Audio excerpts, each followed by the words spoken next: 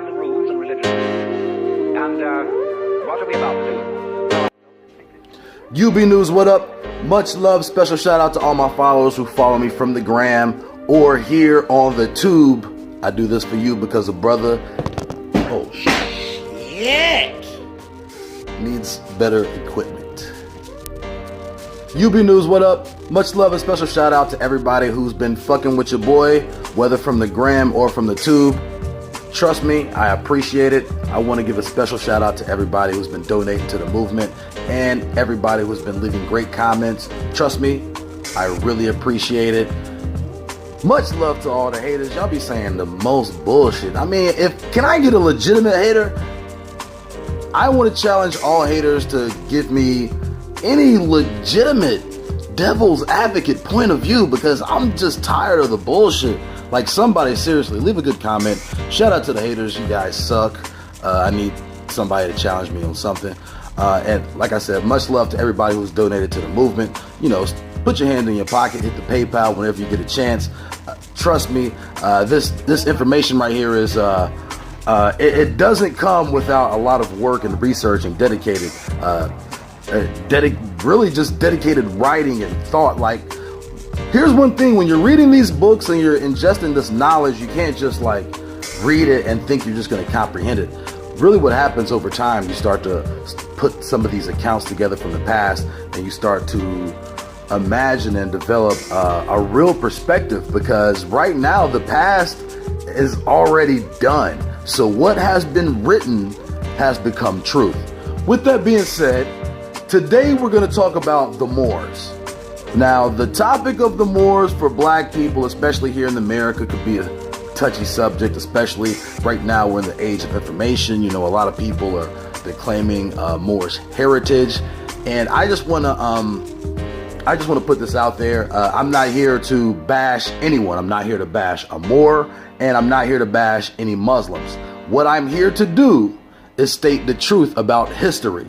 Now, when I say state the truth about history, I'm going to state what's been written about history, and we can try to back it up with consistencies as it relates to what's happened moving forward. So when I speak about the Moors, understand that the Moors come from the Islamic stock, from Muslims. Where does the religion of Islam begin? It begins with the Prophet Muhammad. Discussing Islam and getting into history, discussing the Prophet Muhammad, I just want to make sure that you guys understand that when we're talking about religion, Christianity, Judaism, Islam, we're not here to try to segregate ourselves from a segment of the population. But as a lot of followers have been asking me, they want to know, hey, can you give us a little bit of history on the, basically on the background of Islam? First and foremost, Muhammad was a prophet. I'm going to tell you who exactly told Muhammad he was a prophet. But before I tell you who told Muhammad was a prophet, let's get into the love story of Muhammad and Khadijah. So Khadijah was Muhammad's wife, and for any devout Muslim out there, they're probably familiar with the story of Muhammad and Khadijah. Muhammad and Khadijah were married when Muhammad was 25, Khadijah was 40. Now, contrary to what you think about most, Islamic marriages, Khadijah had actually been married 3 times prior to her marrying Muhammad. Furthermore, Khadijah was wealthy. She was incredibly influential. Here's what is not written in the words of history. Khadijah was a devout Catholic who had donated the majority of her money to the Catholic Church and had close ties to the Pope. Now, how do we know this? When I look through all of these pages in history, you don't really see much about the relationship between Khadijah and the Catholic Church, so we have to read in between the lines. See, that's where the truth is. The truth isn't in the words, because if you go look at any, propagated version of the story of Muhammad and Khadijah and their love story, it has nothing to do with her relationship between her and the Pope, and basically her and her cousin Warraq. Now we're going to talk about Warraq here in a second, but who was Khadijah? She was a wealthy woman of substantial means, and she sought out Muhammad to be the Arab Messiah. Now, how could someone say such a thing? When I say she sought out Muhammad to be the Arab Messiah, I am basically quoting the words of a Jesuit priest who was poisoned after regurgitating the words of another Jesuit, Augustine Bey, who basically said that the Vatican created Islam. Now, let's just pretend like Augustine Bey didn't say anything about the Vatican creating Islam or that they sent Khadijah to find a Arab Messiah. Let's just look at what actually happened. So, Khadijah herself was an Arab, okay? Muhammad himself, of course, was of the Mecca stock. His grandfather was one of the nobles of some tribes in Mecca, and eventually he became more prominent as his relationship with Khadijah became more mainstream. He was a merchant slash shepherd who flipped a few bricks for Khadijah on the road. She was like, damn, who was this Muhammad nigga? Like, this nigga fresh. Basically, that's what happened. So, Muhammad had earned a reputation for being like one of the most honest and had the highest integrity of any shepherd in the land at the time during the trade when Arabs were becoming more, I guess, prominent in the trade routes, especially between Syria and the Middle East and Europe, when they started picking up trade, especially as Rome and the Christians became more divided in their doctrine. Now, I want to rewind something really quick that a follower hit me up with the other week. When I say that Christianity wasn't technically a religion, understand that people have been following the quote-unquote Jesus doctrine for a long time, but it wasn't until 1452 in the New Testament when all Christians could agree upon the Jesus doctrine and stop warring amongst each other. Because before then, Catholics and Christians, variations of Christianity, were all at war trying to decide basically, was Jesus a human or man or whatever. But we're going to go a little step further, because why are we even talking about Jesus? Well, did you know that the Prophet Muhammad actually acknowledged Jesus? Now, he didn't acknowledge Jesus as the Son of God or necessarily an idol, but he was like, yeah, you know, this nigga Jesus is cool. I guess he's a prophet or whatever. Now,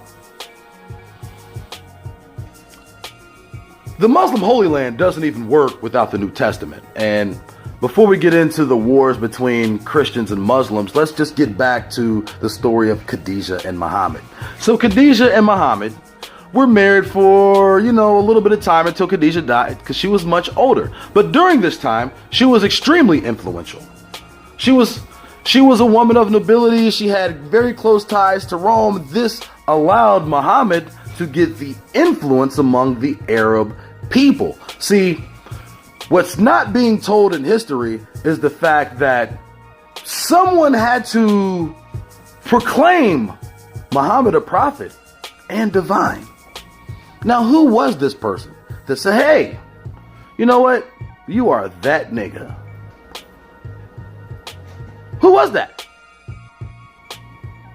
It was Khadijah's brother, or actually it wasn't her brother. It was her cousin. It was Khadijah's cousin. His name was Warraq. So Warraq, who just happened to be a Catholic priest, he was also studying Catholicism and Judaism at the time. He said that during one of Muhammad's cave revelations, now I'm not going to get into the entire story of Muhammad, but I'm going to paraphrase the story. So Muhammad had gone into a cave, had a revelation with an angel, came back, said, hey, kind of flipped out, like he went crying to his wife Khadijah, like, hey, baby, I saw some shit, baby, I don't know what it was. And then Khadijah told her cousin, or I think it was her cousin, told her cousin Warraq. Warraq said, oh shit, he saw the angel? He saw Gabriel. That's the same nigga Moses saw. Oh man, listen, let me tell you, man, this nigga Muhammad's divine. Now that's what's written, okay? So really the first person to proclaim Muhammad's divinity was Warraq. And who was Warraq? Warraq was an Augustinian Catholic priest. And when I say Augustinian Catholic priest, let's take it a step further. What's also not written in history? Well, Muhammad studied the works of St. Augustine. So Muhammad studied the works of St. Augustine, and his divinity was proclaimed by Warraq, the cousin of his wife Khadijah, who just happened to be a Catholic priest.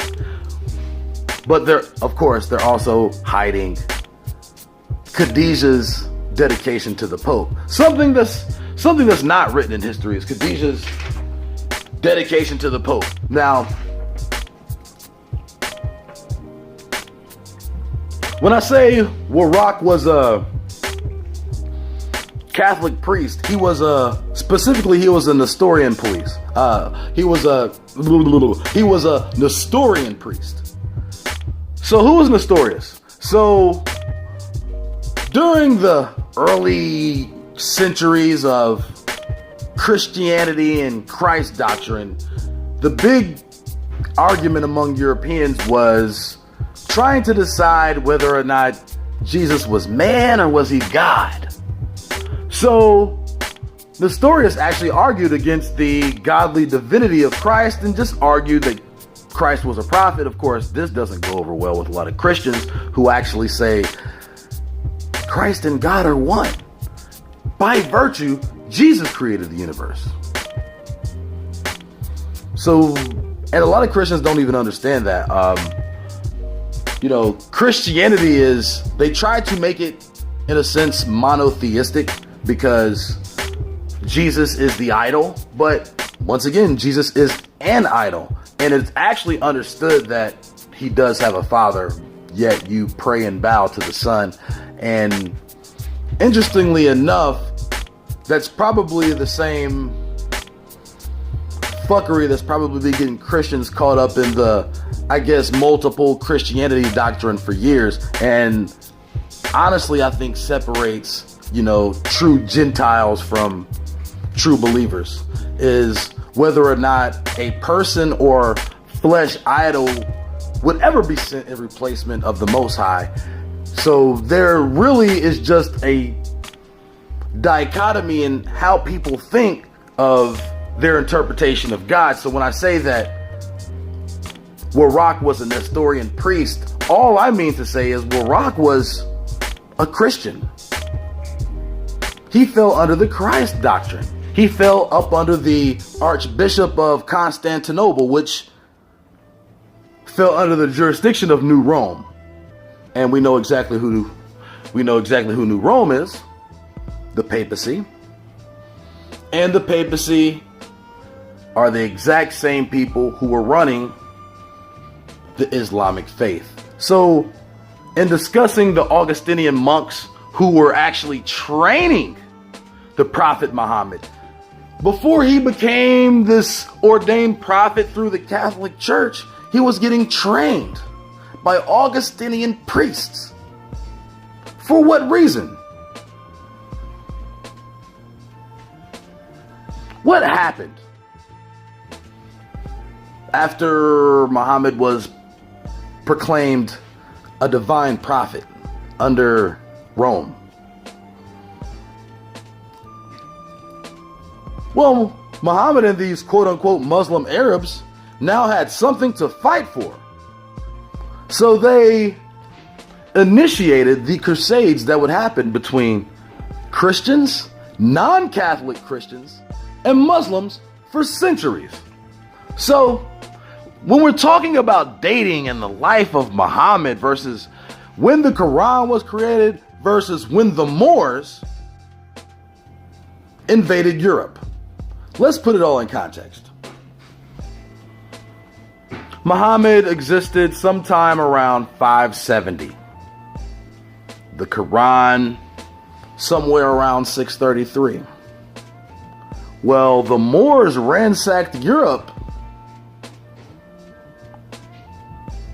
in 711, 713, so less than 100 years after the Quran had been created and the death of Muhammad, the Moors had ransacked Europe. When I say the Moors, I describe the Moors, understand I am exclusively talking about Arab Muslims, especially the Arab Muslim territories surrounding the North African Iberian Peninsula Horn. I'm not talking about those guys with the fez who you see in later pictures. I'm not talking about those Moors. Those are the later, more Europeanized Moors. These Moors really were more Muslim Arab. They were a little more Ottoman Turk in stock. Okay? So around 711 through the early 700s, the Moors invaded Europe. But what else also happened around the same fucking time? These Khazarians, who were forced into becoming Christians or Muslims, because, you know, Muslims a thing now, they become Jews. Now, according to the testimony of Augustine Bey and the other Jesuit priest, I think his name was Rivera, another Jesuit priest. According to the testimony of Cardinal Bey, apparently Jerusalem was it was in such a strategic location that the Christians needed it.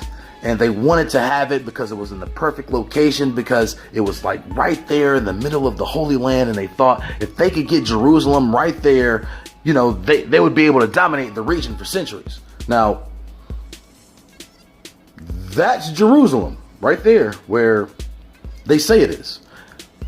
I looked at a map from 1570 and I actually see Jerusalem on the map. You know how I like to go look at old maps.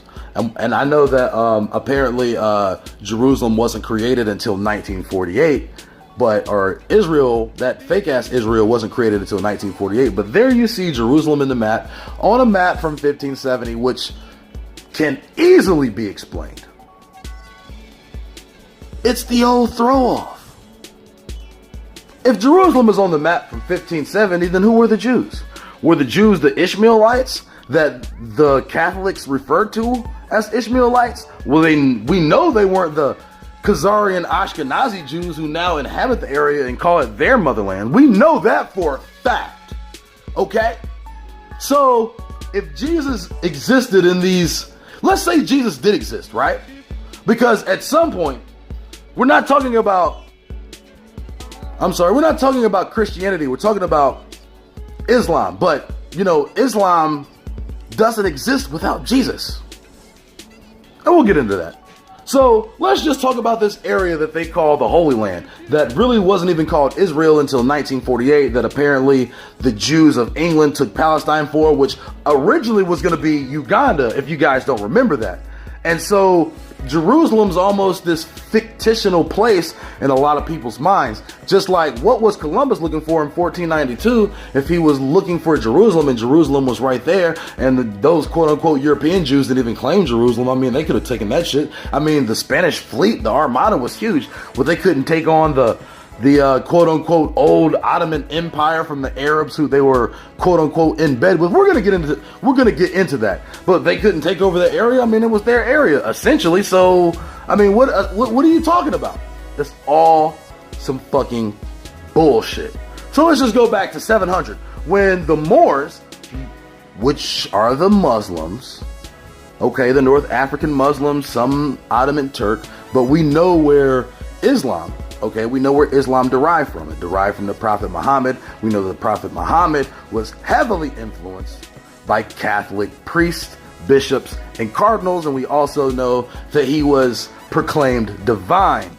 So at the time that Muhammad was proclaimed a prophet by Warraq, the stories begin to spread throughout the Muslim areas of the Middle East and Europe, and especially around the quote-unquote Roman Ottoman Turkish Empire.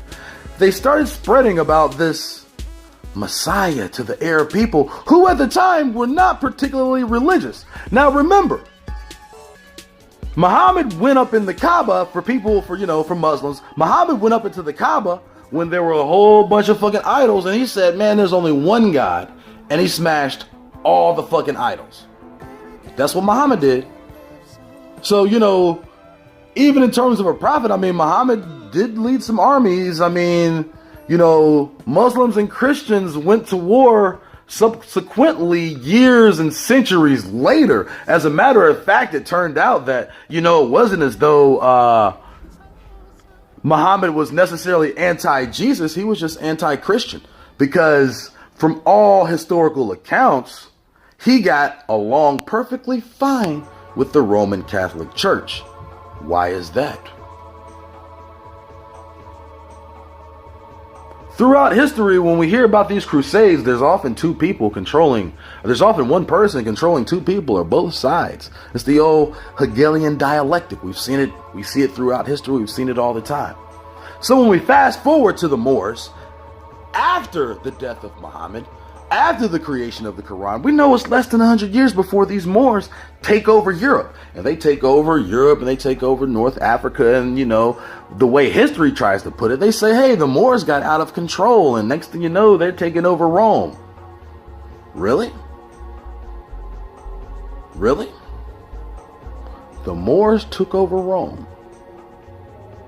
See, that's the part of history that a lot of black people can identify with. They like to hear the stories about when black people ruled Rome. But here's what they don't like to hear. They don't like to hear that black people took on those same ideas. And eventually that mixing became the progenitor to the slave trade. They don't want to talk about that.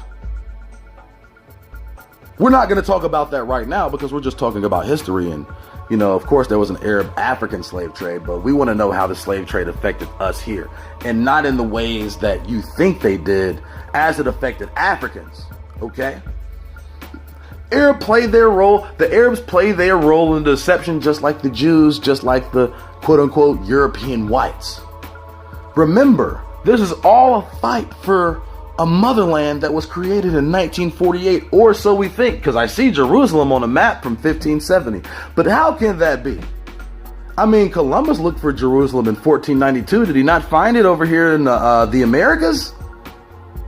Or was this old Jerusalem? Is this Jerusalem part 2? They said Jerusalem fell to Rome in 70, right? Jerusalem fell to Rome in 70.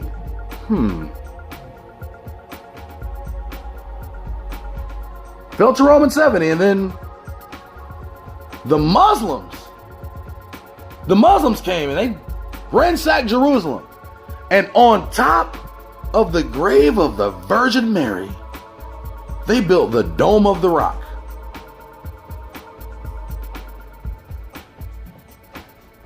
I mean, yes, the Kaaba's in Mecca, but the Dome of the Rock is in Jerusalem.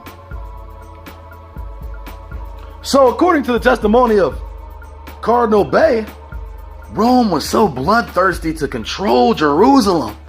And they wanted to control the motherland because it was so geographically influential that they would do anything. So they created an Arab Messiah. They created an Arab Messiah. And then what did they do? They built the Dome of the Rock on top of the remains of the Virgin Mary. Down the street, they have the Church of the Holy Scepter. Hold on, what? So, let me get this straight. The Dome of the Rock is built on top of the remains of the Virgin Mary. So is Jerusalem, or what you know as Jerusalem, is that the Jewish motherland? Or is that the Arab motherland? And why is that? Oh, shit.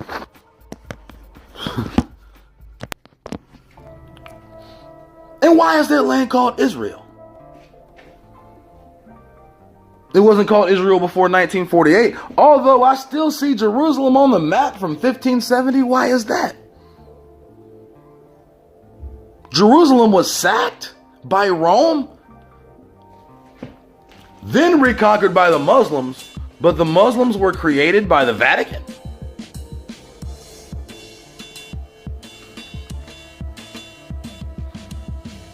But what about Christopher Columbus? What was he looking for? Was he not looking for Jerusalem? Was that a lie?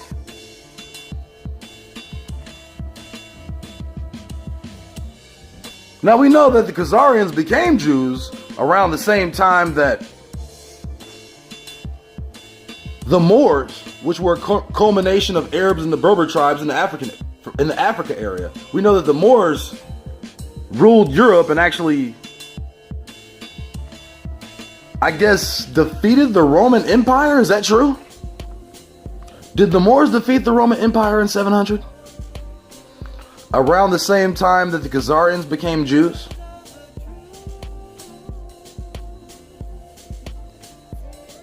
One thing, when we're looking at history, you start to find intimate connections between certain groups of people and certain activities. So then you can start drawing parallels between what you think is true and what you know is not true. So, of course, at this point, we don't put anything past Rome. If you say that that's a legitimate Israel in 70 AD, if you say that's a legitimate Jerusalem in 70 AD that fell to Rome, then ransacked by the Muslims, did the Muslims get out of the control of Rome? What happened? Now let's go a step further, because the Middle East, when you think about the Middle East today, you think about, what they call Israel, and of course, I guess they just proclaimed the area that they call Jerusalem. I guess that's the official capital. What the fuck ever. Like, that shit matters. So they call that area like the official capital of Israel, right? Okay. People mentally attach this area like it's a predominantly Muslim part of the world. Here's what I contend. Those Muslims in Saudi Arabia, because Saudi Arabia is, other than Israel, is probably the most influential country and definitely the largest country, like right there in that small area in the Middle East. They control a lot of oil. They are the foot of the Persian Gulf. Saudi Arabia, in terms of those countries in the Middle East, got it going on. But who rules Saudi Arabia? Because most people think that Arab Muslims rule Saudi Arabia, but they don't.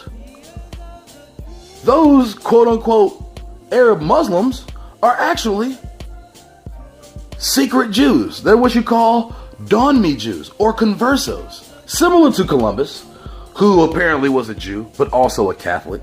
You see what's going on here? But we also know that these people aren't Jews. We know they're not Jews, right? Like, we know Columbus wasn't a Jew. Now, the Jews want this area right here, but we know that don't know Jews live there. They've been calling that Jerusalem, but don't know Jews live there. Where did those Jews go? Were they ever there? Is this the land of Scripture? I mean, is it the land of New Testament Scripture? Because when I look at the New Testament and you talk about Jesus walking the damn shores of the Sea of Galilee, you got to ask yourself, well, who built the goddamn Sea of Galilee? And was it really a sea? Because it's no bigger than Utah Lake. It's definitely not as big as Lake Michigan. I mean, even the model of the Holy Land looks like shit. But they want you to buy that.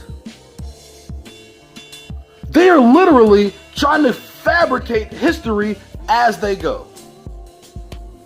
Well, if Jerusalem fell in 70 AD to the Romans, and then the Muslims took Jerusalem back over,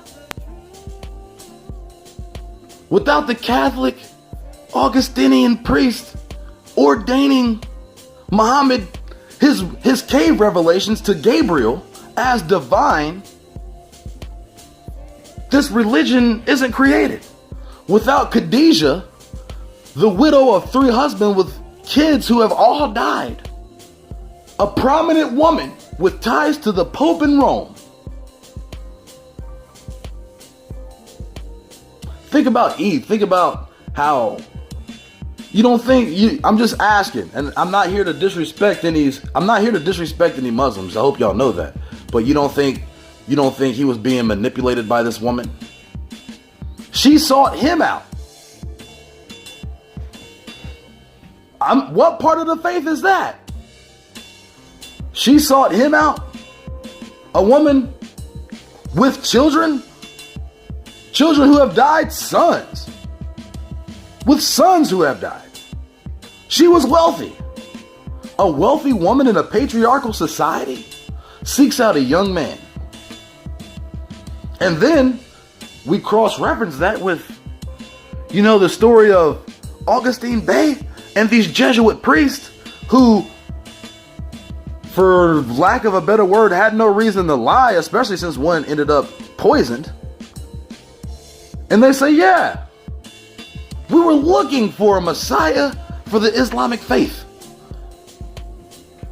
And Khadijah knew exactly who to go get. This little Muhammad nigga from Mecca. He's a herder. He's a great guy. Great at business. We'll start writing legend behind him. You don't think they did that? You don't think they did that? So the Moors started taking over Europe less than 100 years after the creation of the Quran? I mean, fuck. The Christians couldn't even take over the Americas. It took them to goddamn 1776 to take over the entire Americas. Like, they got areas, but I mean, it took them a long fucking time. After the New Testament. Meanwhile, Iraq was fucking translating versions of the New Testament in goddamn 585 and fucking 623. So Iraq was translating from Greek to Arabic versions of the New Testament in the year 615 or 620. Meanwhile, the goddamn Pope didn't see the New Testament till 1456. Now, granted, that was the Gutenberg press, but remember, Christians hadn't even decided whether Jesus was man or God yet. That didn't happen until the New Testament.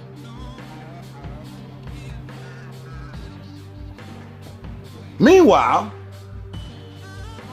the advisor to Muhammad is already translating the shit from Greek to Arabic. This is supposedly damn near 1,000 years before 1456.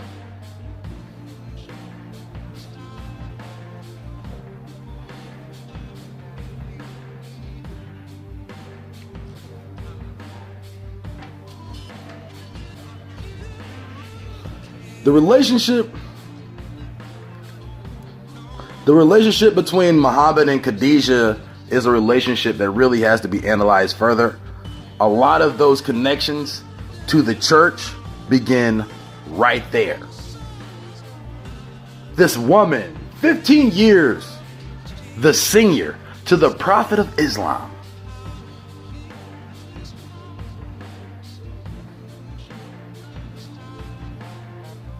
Her cousin, Warraq, the Catholic priest, also studying Judaism. Now remember, Christianity it was derived from Judaism. Paganized Judaism. Judaism religiousized Torah.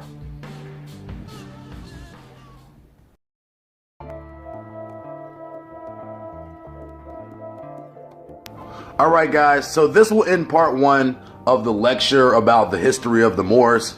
I know a lot of people, they want to fast forward and they want to just implicate the Moors as people who helped out slave traders, or even they want to look at Moors as the same people who ruled North Africa. It's something to be proud of your black African stock. However you decide that you want to look at the Moors, we have to look at the context of history as far as truth goes. And the truth is, Islam was created by the Vatican. Now, fast forward into history. Right now, we're just going to leave it at the year 711 through 750, around the time that the Moors started ruling Europe. So when we get back to the lecture, we're going to start talking about the history of the Moors in Europe and the history of the Moors as it pertains to the Americas, and what information the Moors have about the Americas far before Europe decides that they want to share any of their intelligence with the world. So, when it came to the New World, most people think that the New World was undiscovered, but you know, if you look at Moors history, they had been trading with the Americas for centuries. And since we all know that the Moors and European white Christians were intimately tied together, what exactly are these Europeans leaving out of history? So that'll be it for today. I will be putting another lecture together really soon to break down the more modern history of the Moors. But until then, I just want to say thank you to everyone who's been showing me support. Thank you to everyone who has been donating to the PayPal. 2 pats to the chest, 2 fingers to the sky, all praise to the Most High. Until next time, I'll holler at y'all. Peace.